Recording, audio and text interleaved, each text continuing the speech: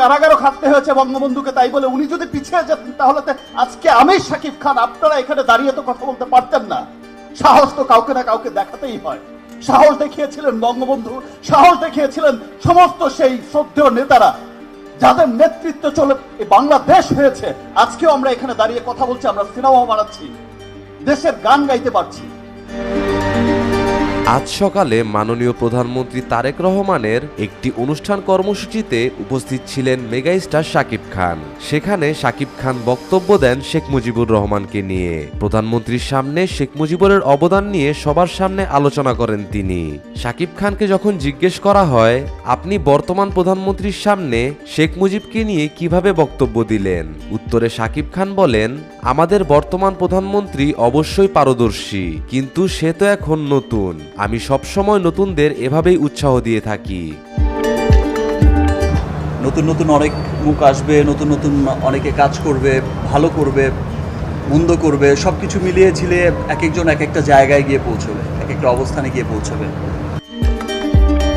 শাকিব খানের এই কথা শুনে প্রধানমন্ত্রী সরাসরি শাকিব খানকে ফোন করেন। চলুন আমরা তাদের ফোনালাপটি শুনে আসি। ধন্যবাদ আপনাদের। আপনারা আমার সাথে থানায় ছিলেন, আপনারা আমার সাথে ডিবি অফিসেও ছিলেন, আপনারা আমার সাথে আদালতেও এসেছেন। অনেক অনেক ধন্যবাদ আপনাদের সকল মিডিয়া কর্মীদের। মহামান্য আদালতের কাছে যে মামলাটা করার পরামর্শ আমাকে থানা দিয়েছিল বা বলেছিল, আমি কিন্তু কোর্টে মামলাটা অলরেডি দায়ের করেছি, চাঁদাবাজির মামলাটা দায়ের করেছি। এই যে এই সমসাময়িক কালের সমস্ত ঘটনা নিয়ে আমি 2-1 দিনের মধ্যেই একটা প্রেস কনফারেন্স করব, আপনাদেরকে বিস্তারিত আপনাদের সাথে সেখানেই আলাপ করব। ধন্যবাদ।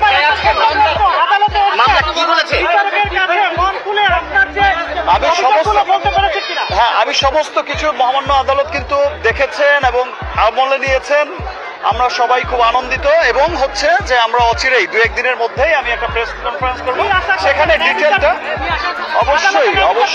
অবশ্যই আমি আশা করছি যে মহামান্য আদালতের কাছে আমি ন্যায় বিচার পাবো। অভিযোগটা কি দিয়েছেন আদালতের কাছে?